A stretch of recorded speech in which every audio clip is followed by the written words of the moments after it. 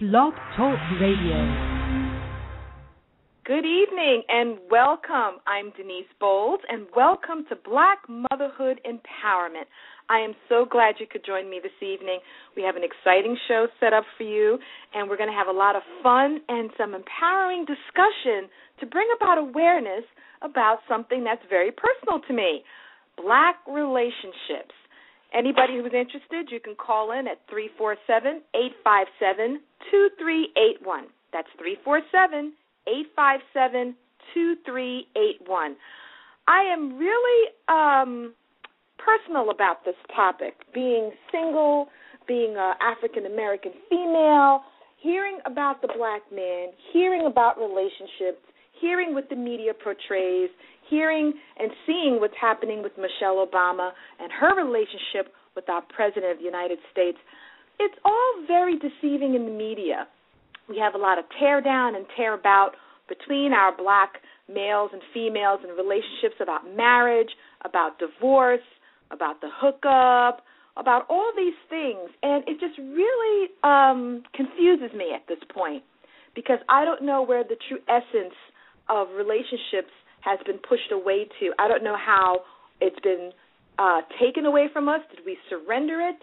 Have we evolved from media and from music and from trends and what we're seeing on reality TV? What are all these things that are happening right now? I'm not pleased at what I'm seeing. I think it's very, very important that we do something differently. So I'm looking forward to having this show tonight. And my special guest is Miss Angela Freeman, and she's written a very provocative book. And the book is called God's Gift, How to Be a Good Black Woman to a Strong Black Man. Now, we're going to go into it tonight. Her book is for sale at Amazon.com. We'll talk about where you can get it. We're going to bring Angela in so we can get to work. So the call-in number, once again, is 347-857-2381. That's 347-857-2381. I'm Denise Bolds. You're here with Black Motherhood Empowerment. Angela, are you with me? Yes, ma'am. How are you? I'm fine. How are you? I'm great. Thanks for asking. Good. Glad to hear it. Angela, now tonight you've got your work cut out for you because, as I said in the intro here, Black relationships have been kind of tore up and broke down and dissected up, and I'm single, okay? So you're going to school me tonight, okay? I want you yes, ma'am.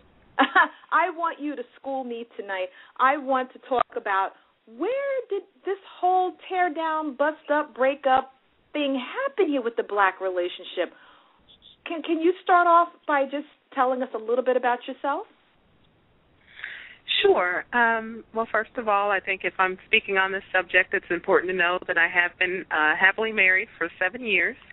I have two daughters, and, really I was, for the most part, a homemaker. I did some freelance writing, and people started telling me to write a book on relationships and other issues. So God's Gift was my first venture into actually writing something like a book. I didn't know how it would do, but it's actually been doing better than I could have ever imagined. So I'm thinking that there is something in there, just common sense advice that we can really put into practice, really practical things that we can do to kind of smooth things out a little bit.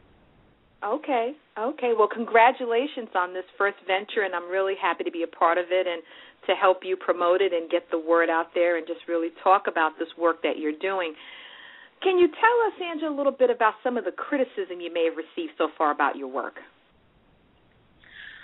I actually have not received a lot of criticism. The criticism I have received has been because the book is admittedly one-sided. I do not focus on Black men and what they need to do because I'm not a Black man, and I don't feel like I can really instruct Black men on how to be men. What I can do is talk about women. So that is the main criticism that I've received is that they wish that I would have talked to men a little bit more, but really we can only change ourselves. So it's really better for us to focus on that. Okay. I could definitely understand that. All right. Well, congratulations on the success of the book and how well it's going. And now, what makes your book so special? What makes your book stand out as opposed to all these other Black relationship books that we have out here? Well, my book offers solutions that are practical. It's not telling you think like a man and try to act like a woman and be schizophrenic or any of those kind of things. It's basically what our grandmothers knew, what women all around the world know, and just knowledge that's pretty much been hidden from us from the last few decades. So it's really just getting us in tune with our own femininity and with reality, what we really should be doing, because most of us are confused. Okay.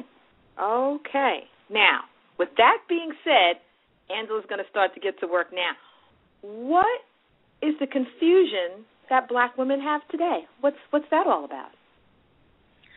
Well, for so long, watching the media and just listening to what we have been told, we think that we need to be these so-called strong, independent, feminist women. And in doing that, a lot of times we've neglected our families. We have not allowed our men to be men. We have not made our men feel needed. A lot of us will say, well, I don't need a man. Well, if you don't need a man, you're probably not going to get one. Really, what we need to do is just get in tune with ourselves and our true natures, put our families first again, and learn how to be a little bit more domesticated. All right. Now, I have to agree with you on that, and as you know, on Facebook, there's a group, Proud Single Mothers, and every other day they put up, I don't need a man. I'm a proud, strong, single mom. And that really irks me because we do need our men. We do need that other gender. I mean, if we didn't have them, we wouldn't be able to be parents, would we not? So I have that issue. I have that issue about saying, we don't need a man. We don't need men. I can do this myself. And so I do agree with you. If you have that attitude, well, you don't need a man, then you're not going to get one. You're not going to have a positive relationship. Exactly. And it's a very selfish position to take, especially as a mother, because you may not need a man, but have you asked your child if they need a father, if they'd like a man around? I'm sure they'd probably say yes. So it's really not all about us all the time. Right. And I've seen it in the media. I've seen it. I work in reproductive health, and I speak to a lot of young girls, and their thing is they don't need the father. They'll have their baby. They'll go to family court. They'll get paid, and they'll keep it moving. And they're missing a very, very huge component. So let's talk about, Angela, what did our grandmothers know that we're not utilizing today? Our grandmothers knew that being feminine and embracing our femininity does not make us weak. That is really what empowers us. That's where our power lies. They knew that you had to put your family first. They knew that if you had a strong home, you were much more likely to be successful. And they knew that by having a man in the house, you were teaching your children how to have a successful relationship. Our attitudes have changed now. We don't want to cook. We don't want to clean. We really don't value our children a lot of times. We act like they're burdens, and we definitely treat our men like they're burdens a lot of times. So we really don't want to take care of home. We don't want to listen to anybody. We want to be in complete control and domination, and nobody really wants to put up with that.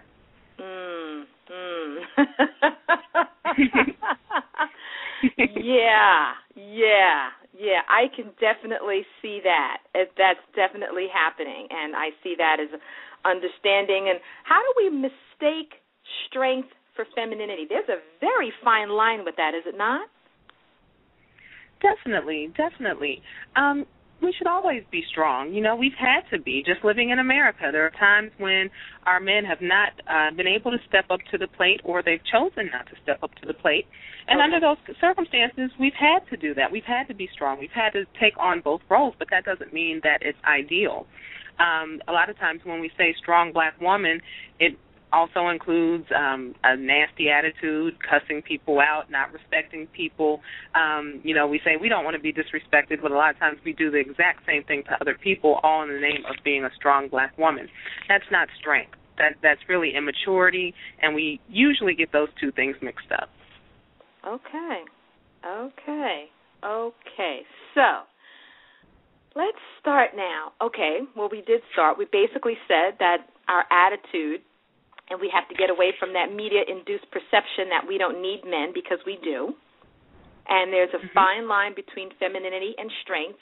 and we have to understand and be mature enough to recognize what that fine line is.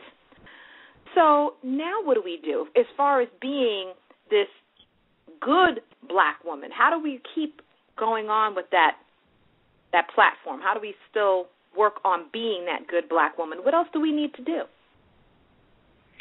Oh, there's a lot that we need to do, and I do want to say that being a good black woman is also qualified by having a strong black man. We're not going to, do everything that I talk about in the book for just anybody. He has to be qualified, for that position as being the head of the household.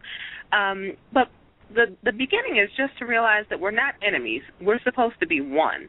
That means you work in the interest of one. You cannot be fighting the person who you're supposed to be in love with. That's very dysfunctional. So, we have to try to make his life more comfortable. We have to try to build him up with our words instead of tearing him down. We can be very disrespectful without even realizing it a lot of times. And a lot of times, we wonder why our men aren't doing anything, but we really aren't giving them the encouragement and motivation to do anything. So that's a good beginning. Okay, so now I'm out here and I'm single, and I'm saying my attitude, my appearance, my approachability, I'm saying I need a man. I would love to have a strong black man in my life contributing to my life. So now what? That's the hard part because pickings are slim, They really are, and it's not that there's not a lot of good black men out there. They are, but it's finding somebody that's compatible with you. And a lot of times when we have these bad relationships, it's because we didn't take the time in the beginning to be selective and really get to know somebody and pick somebody that we don't need to change, we don't need to alter in any way, but somebody that we like just the way they are. So right now you're in the phase where it's actually a good thing because at least you're not with somebody that you can't stand. But right now is the time to really, be selective and find that right person. A lot of times if you realize what your passion is and you immerse yourself in whatever you're passionate about, you'll find somebody who's complementary there. For me, I like black nationalism. That's my passion. That's what I love. So I found my husband, in the midst of black nationalism. For somebody else, it could be cooking or books or whatever, but that's where you really have to put yourself to find the right person. Okay. All right. Okay. Now, here with the book, you are saying to be an African woman is to pick up the pieces of our shattered lives and make our people whole again. Okay, so now if we're picking up the pieces, how are we able to stay focused when the media and everything else is telling us to be bad bitches, to be, like you said, strong and I don't need this and I don't do that? How can we stay focused? Yes, I believe that quote was actually from a scholar named Marimba Ani, very well respected, but I agree with it. Number one, we can start by cutting off the television because they're not producing, any positive images for us at all. Cut it off. You know why I'm laughing? Because when I turn off my TV, I have the best, most productive times of my life. Exactly. How often do you see a positive black relationship on television? Usually it's either interracial or homosexual. I don't know too many times where I see a happy black man and black woman that aren't trying to kill each other on TV. It's very toxic. So turn off the TV and start developing yourself. Read some books, find some interest, work on your own maturity, and that is really the best way to do it. Looking at TV all day, you're not going to get anywhere doing that. Well, yeah, I think we're getting so caught up in other people's realities that we are slowly giving up our own reality, and we're coming, basically dissuaded and delusional. We're being something that we simply lost touch with. Definitely. A lot of times, because life is difficult these days, and a lot of times we try to escape. We definitely have a problem with escapism, and our lives can be completely miserable, and instead of doing something to actually change our condition, we'll just turn on some reality show and live vicariously through them. And when the show's over, your life is still in the gutter. Let's get it together. That's what we need to do. Okay. So now, your title of your book, okay, you didn't say, here's what I'm going to flip-flop with you right now. You said how to be a good black woman to a strong black man. You didn't put the word good in there with the black man. Why not? Because if he is a strong black man, he's automatically going to be good. You he think is automatically so? going to... He could be overbearing. He could be controlling. He could be domineering in his strengths.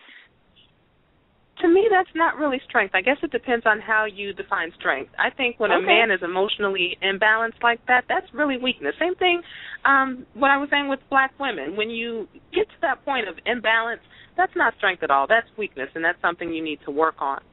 But when I think of strong black men, I think of Marcus Garvey and, so many of our people, Nat Turner, and these leaders who were balanced individuals who fought for our freedom and respected women, loved women, and would have given their lives for their women.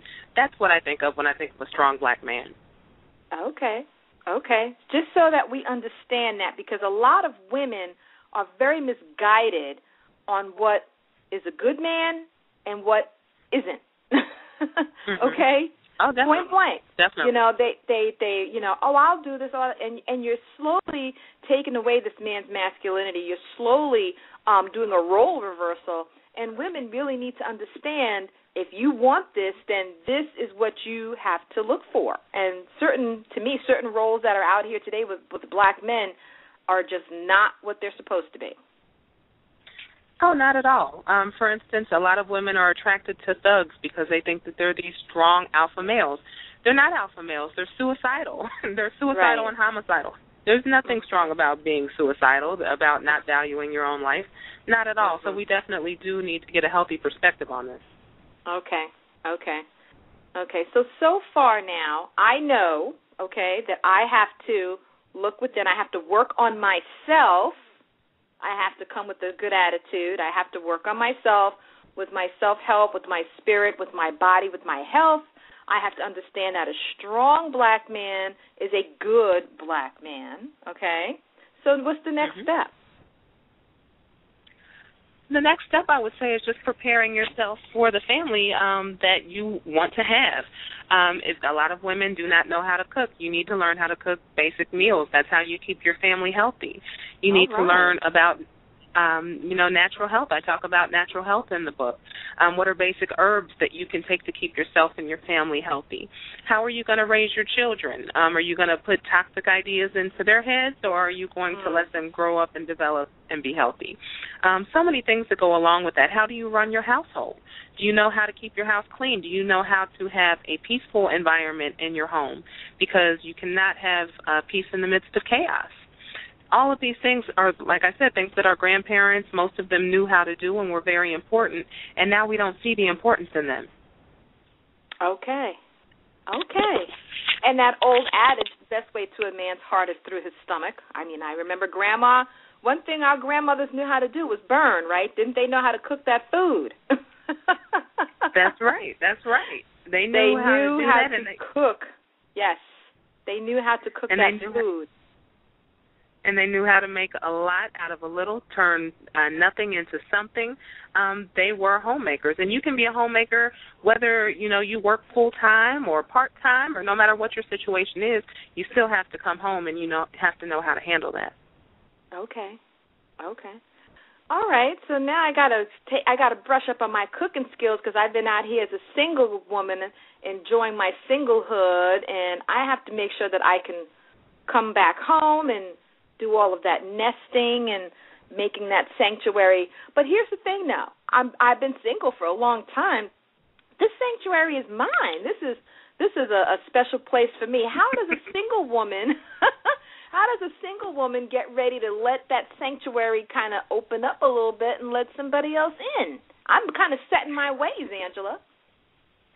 You know what? I know. I was the same way. When I met my husband, I was not looking for a man at all. It was kind of a surprise. And I had to reevaluate and change a lot of things. But the thing you have to keep in mind is that anything that's worth having is worth working for. If you have to take time and ease into it slowly, you can. You have to build trust, and that takes time. You can't just let somebody come in and all of a sudden they have a say in your life and you barely know them. I mean, some women, after like the first or second date, they're saying, they want to get married. You don't know anything about the man. So you have to take time once you find him and develop that trust, see that you have common goals. Find out how you can help him and how he can help you. What is he going to add to your life? What are you going to add to his life? And once you find that, you'll be a lot easier to work, together. So what is he going to bring to the table? That's an old grandmother saying. What you going to bring to the table? And what are you going to bring to the table? What are you going to bring and what am I going to bring, okay? We have a caller here in the queue. Let me see if they'd like to come on and have a question or a comment. Area code, let's see. Area code 443, you're on the air. Oh, wow, I was just listening in. I didn't really need to say anything, but I think this is a wonderful topic, and I think you ladies are doing a wonderful job, and I would like to thank you guests for coming in and sharing the information and her knowledge with us. And, I didn't really have anything, so I'm just tuning in. All right, well, thank you very much for listening. We'll keep you in the queue, and thank you so much for that. Thank you. Okay, so now we're getting back. Okay, the sanctuary's hooked up, okay. But now, Angela, here's the other thing now, and I know that you've seen this. I know our callers out there, our listeners have heard or experienced this. I'm getting myself ready, okay, because I want that strong black man. I'm working on me, working on my weight, working on my health, cooking, making sure I'm doing my self-help, spirituality stuff. But now my girlfriends are looking at me kind of funny. What you doing? What you doing? You need to go out here and, get with these guys. You need to hook up. You need to do this. You need to do that. What am I going to be doing with my girlfriends who are looking at me kind of funny? Because I'm on a whole different attitude line now. Well, number one, misery loves company, and number two, if you don't really, and if you don't want to be average, then you don't do what average people do. You want to try something different. So while they're going around and clubbing and having fun, you're working on yourself, and not just for a man, but to increase your own quality of life. It could be a year or 2 years before you find that right person. But in the meantime, you are working on your own happiness. You're working on your own interests. If you're bored, you're going to be boring. So you need to find what you like to do and immerse yourself in that. And you can still have your friends over. You can have your book clubs and this and that. But you do have to make sure that the life you're living is one that is suitable to what you want to become. If you want to become somebody's wife, then you need to start acting like you're somebody's wife. Respect yourself. Okay. And I brought that topic up because I find that many of us are very influenced by the company we keep. Grandma used to say birds of a feather, and by the company you keep. And if I'm out here hanging out with my girls and they're looking at me like, well, what are you doing? What is this all about? That could be an influence. Definitely. And, and it depends on how bad it is. If it's to the point where they're completely unsupportive and really standing in your way of progress, then you may want to start looking at spending more of your time with other people who may be closer to where you're trying to go. But if it's just a little bit here and there, then you can work that out and still spend time with them. But sometimes we get very, very negative and toxic, and then you probably would want to remove yourself and find some better friends. That's true. And that exact tip that Angela's talking about for the business world, for MBAs and for CEOs, they're always saying surround yourself with people that you want to be like, or that you want to empower you, that you want to elevate you and give you that positive reinforcement. Surround yourself. If you want to write a book, surround yourself with authors. Surround yourself with people who are in the book industry. If you want to be a dancer, surround yourself with people who are in the industry with dance. So that is true. I think that would be very helpful, that if you are looking to engage in a positive relationship, then if you're with some negative people or some man bashers, we have a lot of women out here who are still doing that, then that's not going to really be productive to what you're trying to endeavor to. Okay, so I'm going to work on me and work on my sanctuary, and I'm going to make sure that my friends are more uplifting and supportive. Now, what about when I'm out and about? How am I supposed to have my demeanor when I'm out and about to attract that type of person? You said I have to go to events or participate in activities that I like and find someone who has similarities, right? So how's my attitude supposed to be when I'm out and about? Well, the first thing I will say to black women, because we have a horrible habit of walking around and mean mugging everybody. Number one, put a smile on your face. Be approachable. Don't scare people. Don't scare the brother before he can even say hi. Okay. Yes, number one, smile. Number two, you want to dress stylishly but modestly. You don't want to show off everything because how a man sees you to begin with, that's how he's going to judge you. So if he's looking at your breast, he's going to see you as a pair of breasts. If you are covered up and he's looking at your personality, then he's going to see what a good personality you have. So I know that a lot of times that we think it's good to go out and be quote-unquote sexy, but that's only if you're looking for somebody who's interested in just having sex with you. If you want something deeper, then cover that up and let them see something deeper. Okay. All right. So, Grandma used to say, don't reveal all, leave something to the imagination, right? Definitely, and just because you're covered up doesn't mean that you can't be attractive. It just means raise your neckline just a little bit, lower your skirt just a little bit, wear something that's your proper size, but you can still go out and look very cute, very attractive, have your hair done and everything looking right. You just have to, like I said, carry yourself like you want to be somebody's wife if that's what you want them to see in you. Okay. So now I've been approached by someone, okay, and struck up a conversation, wants to go sit down for a cup of coffee. So now what am I looking for? What am I tweaking or what am I working on? Now that we're face-to-face having a cup of coffee, now what?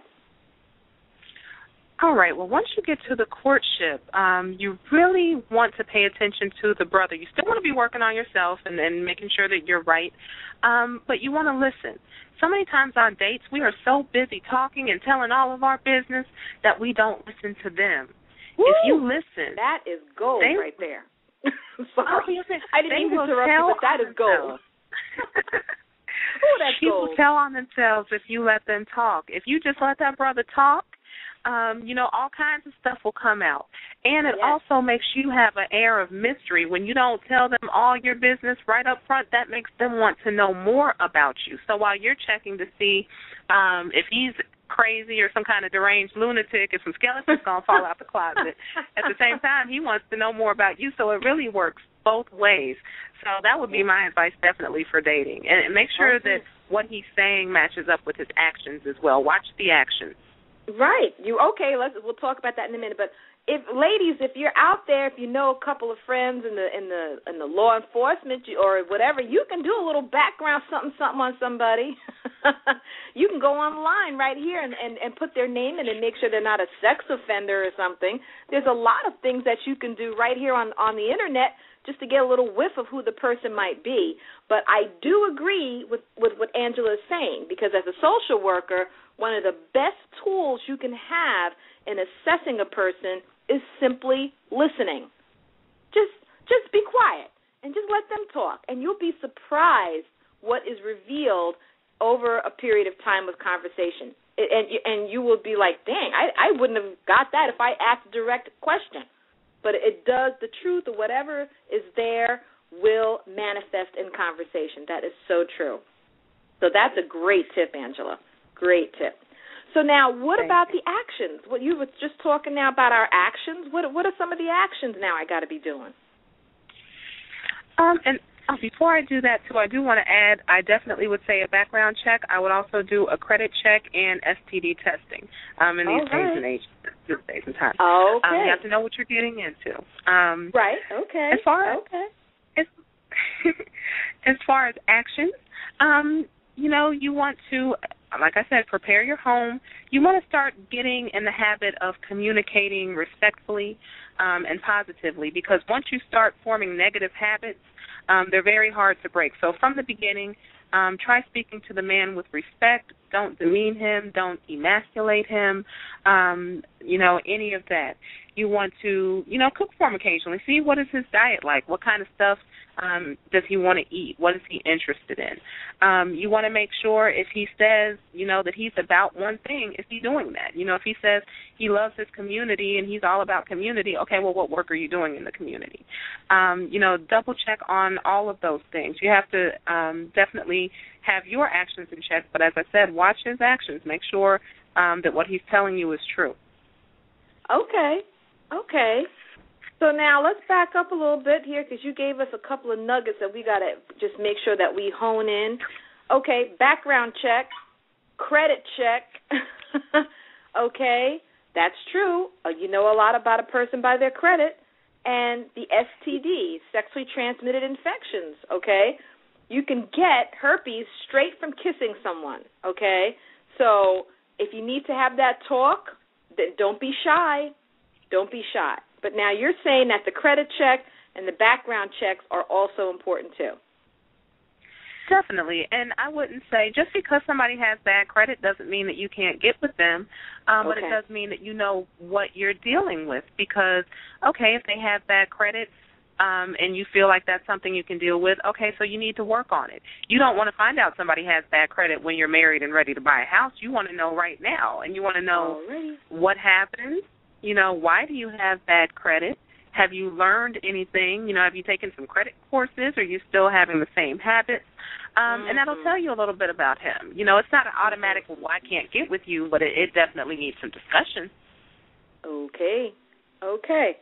Absolutely true. I mean, credit definitely does happen to anybody. It could be a miscommunication. It could be something that didn't get to that person. So you're absolutely right. We can't immediately judge.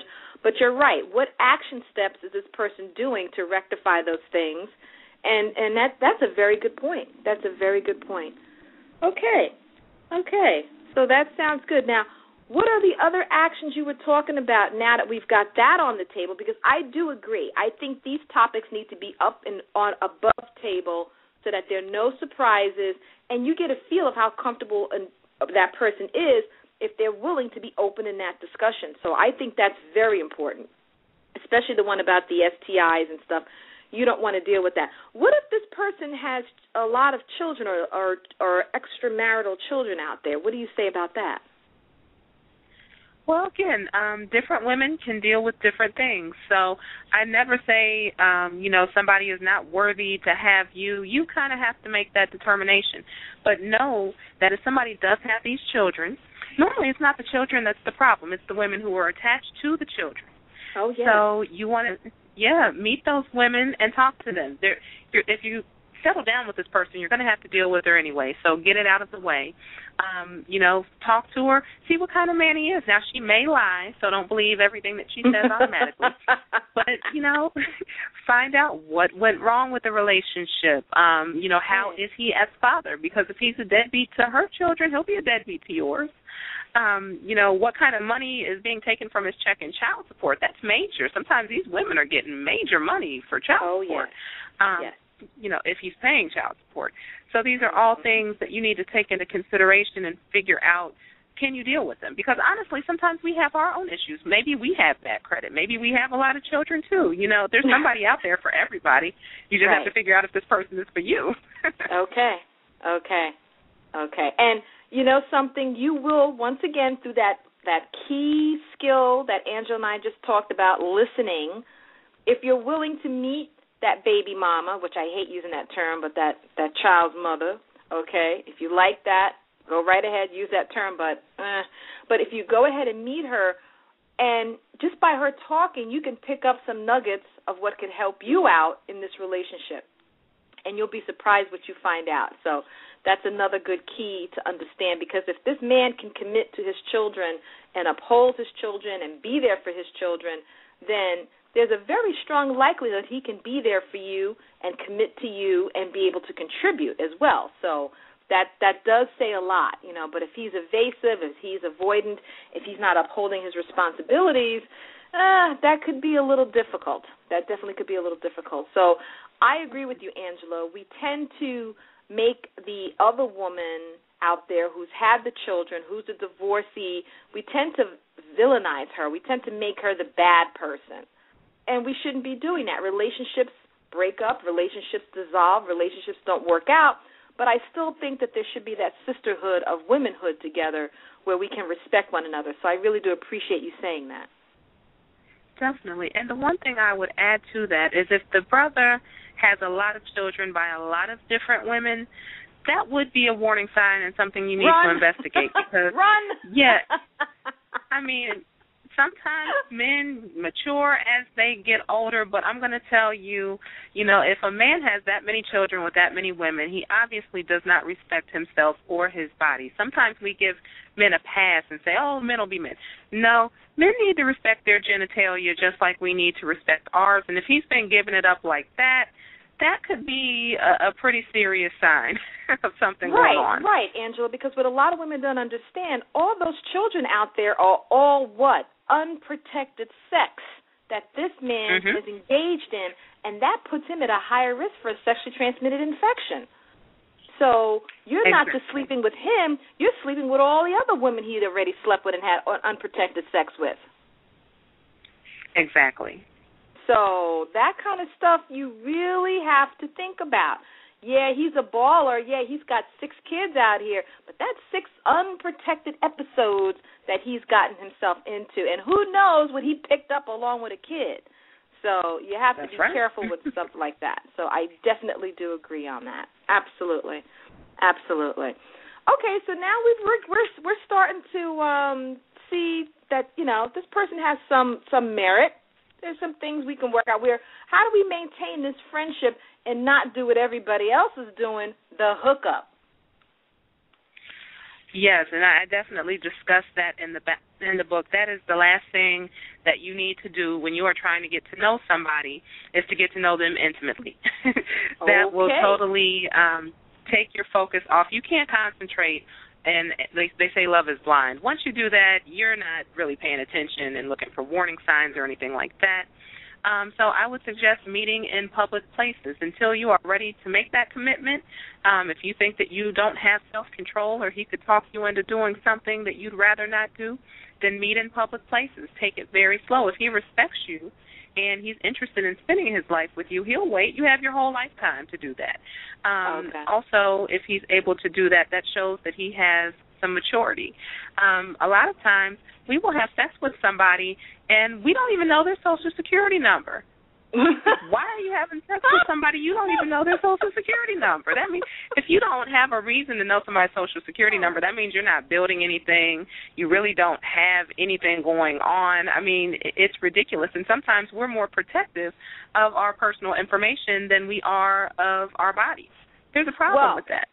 Now that you said that, Angela, I have to concur. I as a social worker, I have seen the one-night stand where now she's pregnant, now we're trying to establish paternity, now we're trying to get some support, now we're trying to do all these other things.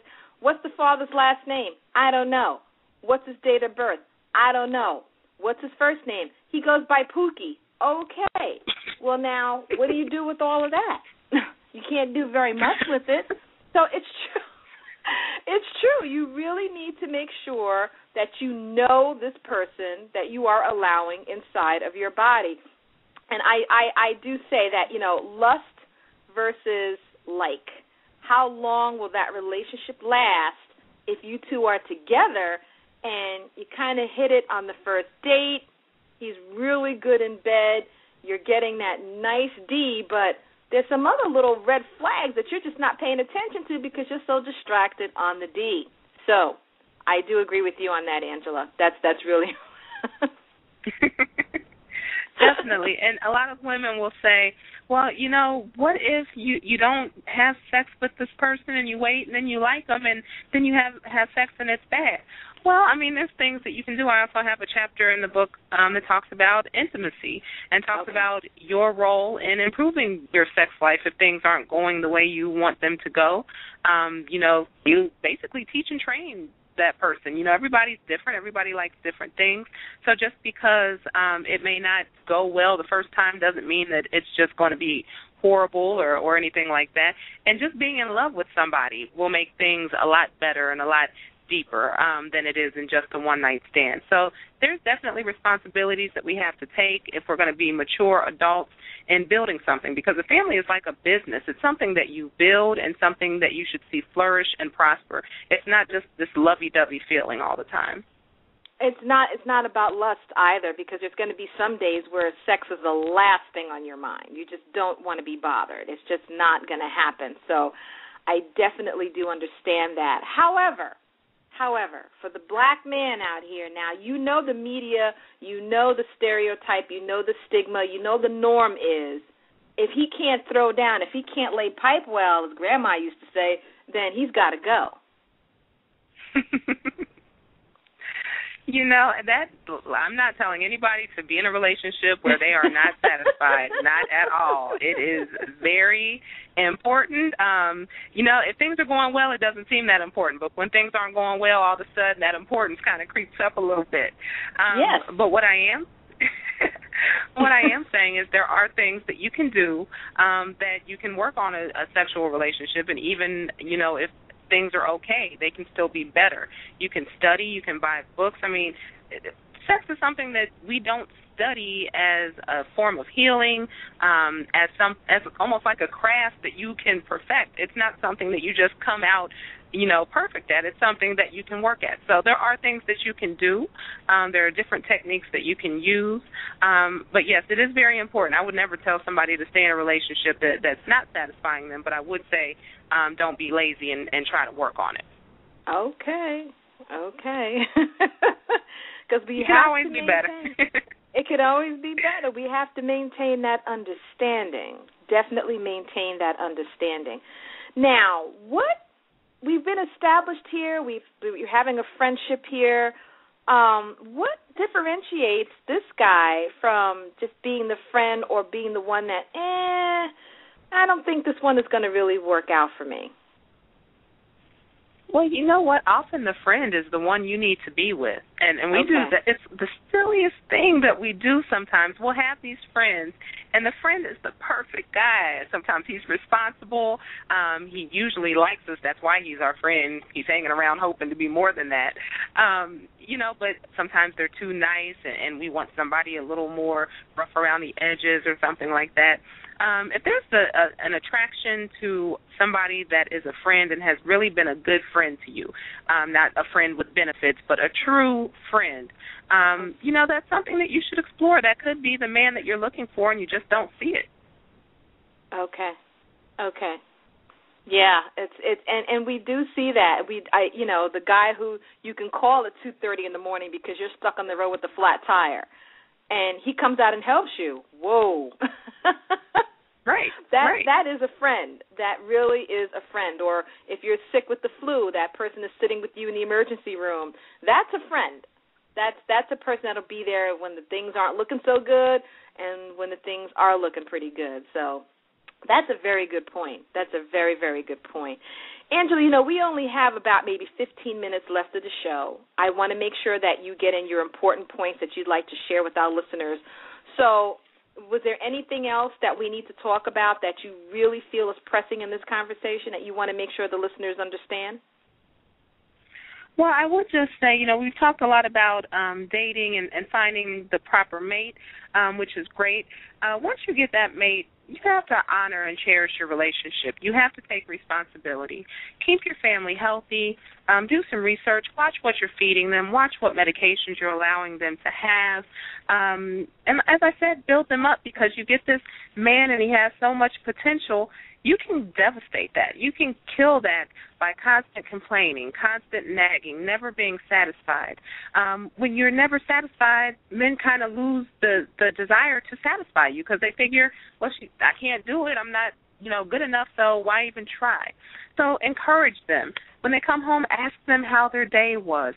Tell them how much you value them. Tell them that you need them and that they make your life better if they do. You know, just put some effort into your relationship. We put effort into everything else, but sometimes we don't do that with the person that we say we love and we want to be with.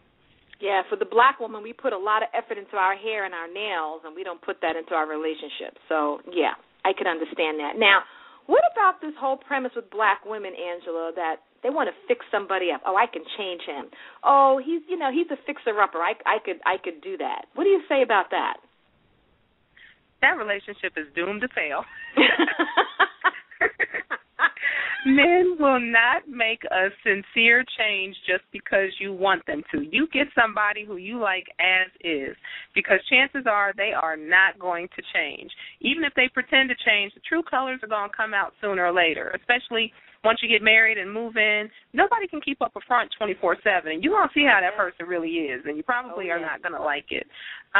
It also is kind of arrogant for you to think that you are so perfect that you can tell another individual how they need to be. If any self-improvement comes from within, it doesn't come from the criticisms of other people. And, again, that's when we get into issues of control and when we start demeaning people and really making our men distant from us because they feel like they're not good enough or they're not what we want. And, honestly, sometimes they're not. We need to be honest with ourselves. Everybody's not for you. Right. Now here's the thing. We've been dating for a little bit, just getting together as friends, having a nice time. A couple of red flags are coming up here for me, and I'm saying to myself, I don't think this is going to work out, because I'm looking at these red flags and I'm not comfortable with that, and I don't think this is something that I want in a relationship. I think this is. So what should I do? Should I talk to him about the red flags? How do I break up? How do I remove myself? You definitely want to talk about the red flags, investigate to see if there's any facts supporting that, but really always trust your instincts. And that's part, if you've been working on yourself and you're in tune with yourself spiritually, you'll kind of know what's going on. And if something's not for you, then it's not for you. Now, you don't want to break up by just going behind his back and cheating and meeting somebody else or something like that. We want to be mature individuals. We don't want to break up on Facebook and change our status or anything like that. We want to talk to the brother, person to person, and, let them know that this relationship is just not something for me. I don't think that we're going to be able to have a positive relationship with the things I'm seeing. That's not what I want in my life. I'm going in a different direction, and it is what it is. Just be upfront and be honest. Okay, but in that being upfront and being honest, what if he don't want to let go? What if he's saying, oh, no, you're not seeing it right. Just give me a chance. Give me a little bit more time. Some people can be very insistent, and sometimes they don't want to let go when you want to let go. There's something called a restraining order if you need it. but no, we don't want to be. I mean, when we come to the decision that something is not for us, we obviously saw something serious to drive us to that conclusion, because we want to pair up. We want to be with somebody. Yeah. So if we see something that's telling us differently, then you have to stick with it, and you have to know what's good for you. You have to be confident and respect yourself and trust your intuition and say, no, brother, I'm sorry, this is not for me. I cannot give you any more time. My time is valuable, and I know where I want my life to be, and I just can't waste any more time. You might say it a little bit nicer than that, but... Yeah, and that's why it's important that he doesn't have access to your home. He doesn't have all kinds of access to you right away, because as you're seeing these red flags in the beginning here in a relationship, then you'll have a better chance of exiting and not having to change your phone number and move and go through all that other stuff. So giving up all the accesses to everything is not always the best idea to do right away. Okay, so I at least that's how I feel right away with stuff like that. But let's talk a little bit here about the whole thing about where people are finding men. They said, church is a great place, and, I got me a brother who's 6 feet and making 6 figures. What is that all about? I wouldn't really recommend church as a place to meet men, because a lot of women in the church seem to be lonely. So I don't know how true that is. Okay. Yeah, I mean, just keeping it all the way real. I would say as I said, pursuing your passion, seeing what you like doing. Usually when you meet a man, you're not out actually looking for him. You're just doing what you like to do. Maybe you like to exercise or go to the gym or go to the library, go to a bookstore or something like that. When you're involved in positive activities, that's where you'll find somebody who's going to compliment you. But I don't necessarily recommend going out and hunting for a man, because then you'll give off kind of desperate vibes. Go out and just do you and see who you meet. Right. And I don't advise people to fall for anyone in the church, because then if the relationship doesn't work out, you and him are still in the same church together. Mm-hmm. And that kind of, to me, blends with where you're worshiping and where this person is. I don't and think the same thing for on the job. Yeah, right. That doesn't always work out too well. Some cases it does, and God bless those that it does, but for the times that it doesn't, there's more of those times that it doesn't than times that it actually does. So I always advise, women to be careful about that.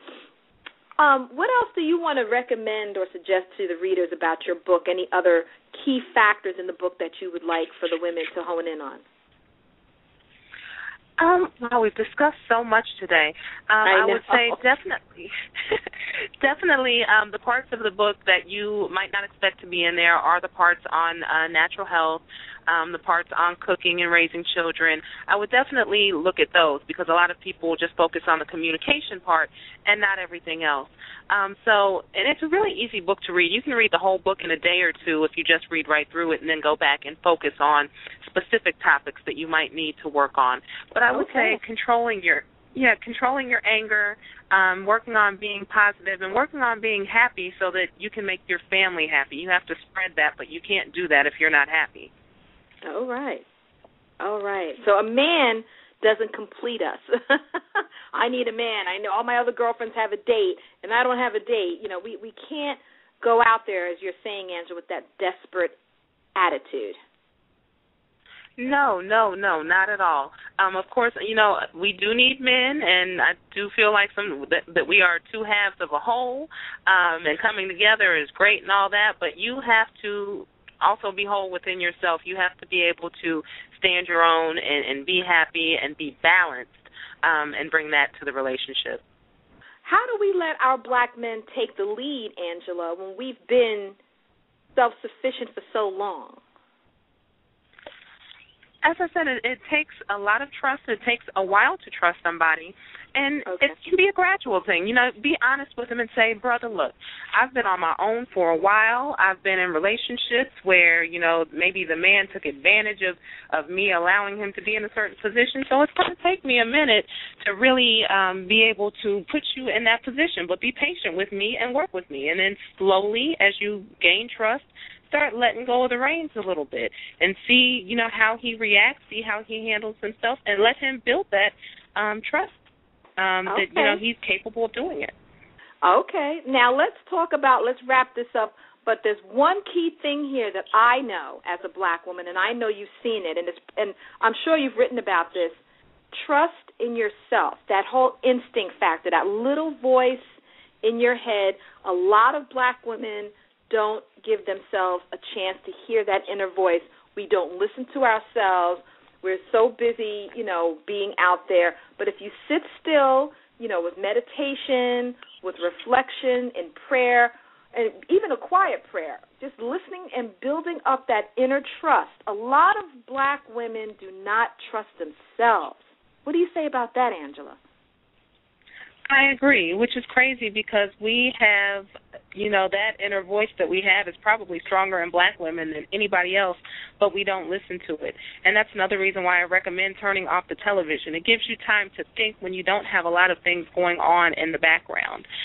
So definitely cut off the TV and just sit quietly. Enjoy being with yourself. Some of us can't even tolerate being alone. We always have to be out doing something.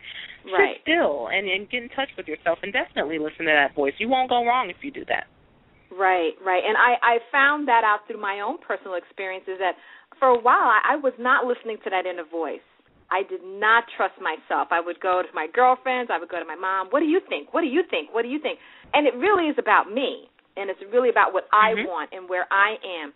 So trusting yourself, working on that self-love, and I'm not talking about masturbation. I'm talking about self-love, looking in the mirror, loving who you are, loving your body by, as you said, Angela, feeding it properly, taking care of yourself, working on your self-improvement, that self-investment that a lot of black women mistake for the weaves and the tips and the pocketbooks and the expensive shoes. That's not self-improvement.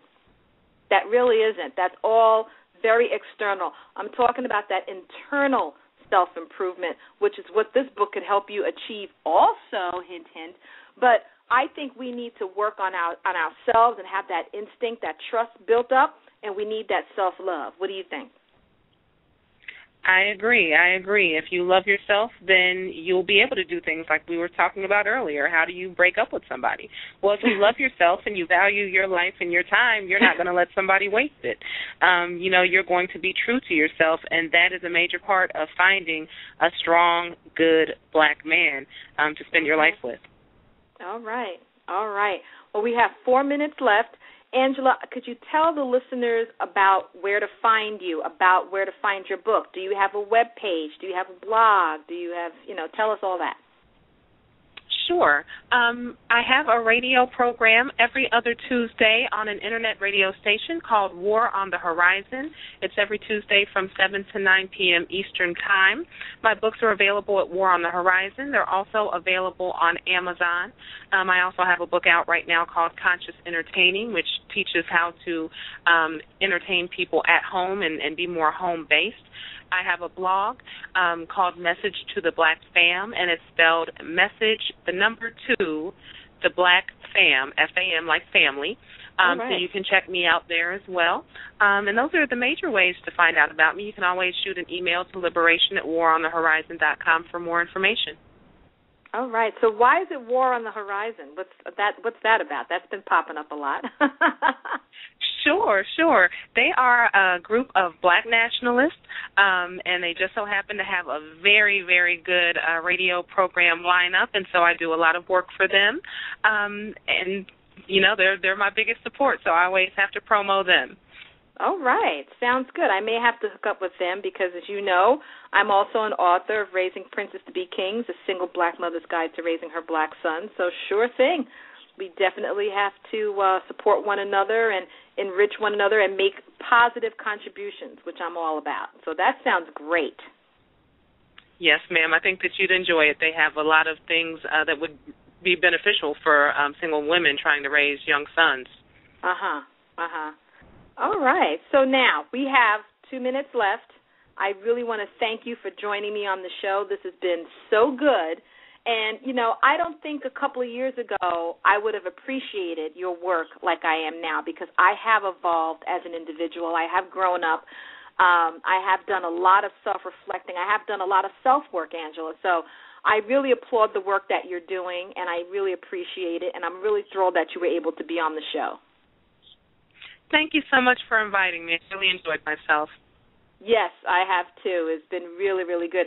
Is there going to be a part 2 of God's Gift? Are you going to be working on something else here? Because I don't think this was enough. I think women want more. Well, actually, yes. I'm trying to do some different creative things.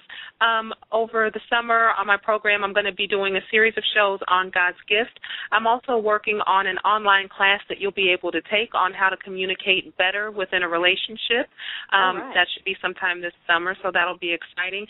And actually, the next book that I'm working on is going to be similar to God's Gift, but it's going to be for teenage girls. It's going to be on basically a rites of passage, how to bring yourself into womanhood and be productive.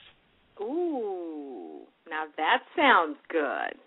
Definitely we'll have you back on for that. Definitely. I'm hoping. Very, very powerful. Very, very good. And for you to be able to do all this work and be a wife and a mom that says how dedicated you are. So I really do appreciate the work that you're doing. Thank you so much. All right. Well, thank you, Angela. It's been a pleasure, and you'll be back. Let's keep in touch. Certainly. All right. Okay, listeners, you've been listening to Black Motherhood Empowerment. I'm Denise Bolds. Thank you for joining me tonight. Thank you for the callers who've called in and listened to the show and just keep supporting me with your presence. and your positive contributions. I'm deeply, deeply grateful for that. You can find me here on Blog Talk Radio under Black Motherhood Empowerment. Follow me there. You can also find me on Facebook under Raising Princes to Be Kings, a single black mother's guide to raising her black son. I'm working on my new webpage. That should be coming up very soon. And I'm also working on a new book as well. But for now, look forward to some more exciting shows right here on Black Motherhood Empowerment. Thank you so much for joining us tonight. Good evening. Stay empowered and be aware.